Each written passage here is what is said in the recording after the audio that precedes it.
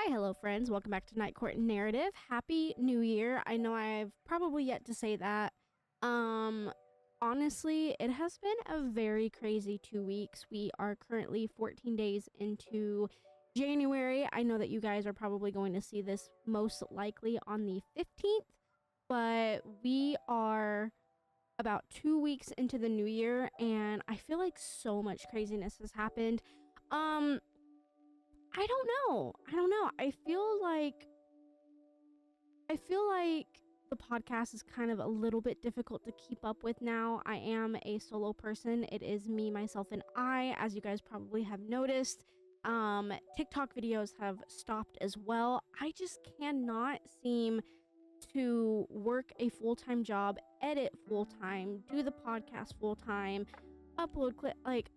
I'm struggling, but I think I found a solution. So we're gonna cross our fingers and we're gonna hope that it gets better. But I do not have a good video for you guys today, and I'm gonna be so for real with you. I do not want to hold anything back. Today I'm discussing Taurus Season by Brianne Weaver. If you guys know, I absolutely loved the Butcher and Blackbird series. I fucking loved that series. This book was garbage. It was trash. It was horrible, and I did not enjoy any second of it. It was one of the books that I actually should have DNF'd, but I was thinking, man, you know, I love this author. Let's be real, this series, because this is in the same universe as Butcher and Blackbird. They actually do reference Sloane and Rowan in this book, so I want to say it's like the same series, even though it's a different series. I know, Linda, fuck off. I am well aware it's a completely different fucking series. Oh my god, you don't have to be so politically correct right now. But for the sake of it, I do really love the series. I was so heavily anticipating this book, and it just fell so flat for me. It was like, okay. Like, I was on Goodreads. I'm not gonna lie to you. I was on Goodreads, and I cannot begin to tell you how this book has so many 5-star reviews. It kind of seems a little bit suspicious, and I know I'm gonna get a lot of hate for saying this, but I really don't care. It kind of looks like the author might be buying reviews? Question mark. Honestly, I don't see it, and the few 1-star reviews that I do see, they are all so very validated. Wait, hello? My mic stopped. I don't really see how this book has... Are you fucking kidding me? Hello? I don't know why my mic keeps stopping. Okay, it stops one more time, then I will restart this. Yeah, I don't understand it. I really, truly, wholeheartedly do not understand how it has that many reviews. I do kind of think the author is being a little bit suspicious with it, because you cannot tell me there is less than 1% 1-star reviews and they're all 5. It doesn't happen, especially with the writing on this book. It was not it. This book dragged on way more than it should have. And, you know, again, I do want to preface that I have been heavily anticipating this book for, I mean, what has it been, like a year now? She, you know, came out and told us that this book was releasing sometime early last year, and my god, this has been on my radar. I have liked every post about it. I even attempted to pre-order it. Didn't have the money, poor squad. But like, I don't know. And I really did love the Ruinous Love series, which is the Butcher and Blackbird series, but dare I say, I feel like the author reached her limit. Sorry.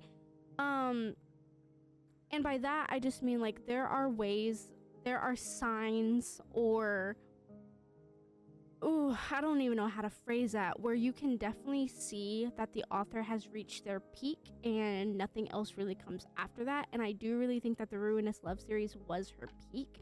I could be wrong. Book 2 of this new series, what is the series called? It is called the Seasons of Carnage trilogy. Maybe book 2 will be better.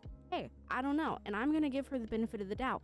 But as far as I know, and as far as my thought process goes, I really do think that the Ruinous Love series was Brienne Weaver's peak, and I don't really think we're gonna get much more out of this series. I do think the people that truly love this series 100% without a doubt. Now, first of all, let me preface this by saying I'm not yucking anyone's yum. I'm not coming after you if you love this book and really love the way that it was and written and everything about it. Good for you. I love that for you 1000%. I love that for you. However, for me personally, I do feel like this book was just, it wasn't it. It was just forced. It was rushed. It had nothing unique about it whatsoever. And I don't know. I don't know. Like I said, book 2 might be better, but it's whatever. But I don't know. Each book now has become the absolute same. And I'm talking about like the Ruinous Love series and the series. We're now like, if we're considering this the same series, obviously it's not. I fucking get it. But this is what, book 5? Because we have book 1, 2, 3. No, this is book 4 because we have 1, 2, 3, 3.5, and 4. So we are 4 books into this whole universe. Every book is the absolute fucking same. Every character is completely interchangeable with one another. They each have the same description, same mannerisms, same way of thinking, same job titles, etc. Mind you, I understand, again, that this is a completely different series, and yet if you squint just slightly while you're reading, you can easily misinterpret each one of these characters with the other 6 main characters that we had. It's practically a copy and paste from one another. And I mean that so wholeheartedly. I could not tell whether it was Rowan, Lachlan, Fionn, Nolan. I couldn't tell. I literally could not tell at times because I'm like, oh my god, like I know this is Nolan because I know this is the Taurus season. I know it's a new book, but blah, blah, blah, blah, blah. And then he would say something, Lachlan pops out. And then he would talk about something else, Rowan pops out. And then I understand because I know someone's going to argue and be like, well, this is the author. Of course they're going to be able to write blah, blah, blah. But that's the thing though. If you're a really good author, not saying Brienne Weaver is not, but if you are a really, really good author, you should be able to differentiate every single one of your characters. And you could have 20, 30 books. No character is going to be similar to one another. That is how it should work. And I do feel like those that are giving this book heavily 5 stars, defending this book to the ends, I mean this so respectfully, but you're dick riding. And don't get me wrong, I dick ride authors too. There are some authors I won't take any shit for. Like I know H.G. Carlton, she's in a lot of controversy right now. I fucking love her. Will not take anything. Like she can literally copy and paste an Olive Garden menu and serve that to me and it would be a 5 out of 5. So I understand the massive fanboy dick riding that's going on here, but you cannot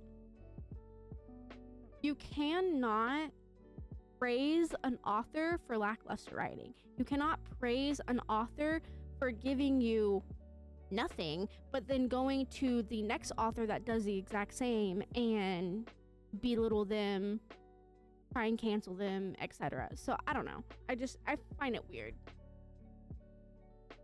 But anyway, the amount of times Mr. Rowan, Lachlan, Fionn, Nolan, whoever the fuck this main character is today, the amount of times that he mentioned that he wanted to choke out the female main character within literally the first 3 chapters was so fucking cringe. And I literally mean, like, I love my spice and I love a good choke out, that's fine, but my fucking god, it was so fucking cringe. It kind of just, it became a little bit too much. I'm just like, okay, what is happening here? What are we doing? What is the whole point of this book right now? Because it honestly sounds desperate, and I just did not enjoy the vibes that it was getting off. Like, okay, I get it, you're horny, you want to jump the first person you see, whatever, everyone's like that, everyone has had a moment like that in their life, I'm sure, but dare I say, like, how fucking original. Brienne, come on, man. But with that also being said too, there was absolutely zero chemistry between the 2 main characters. They were both so equally dry. They lacked every single ounce of characteristics. They made... I don't know. They didn't make me really like them. They weren't very likable, if I'm being honest with you. I found myself rolling my eyes even more than I even maybe thought about faking a smile here or there. Like, it was okay. Like, I could understand. Like, I think they attempted the lights out thing. Or, okay, maybe this is how I perceived it. They attempted the lights out thing where it was like the dark romance, comical type thing. But anytime any ounce of quote-unquote comedy came into the book, I just rolled my eyes.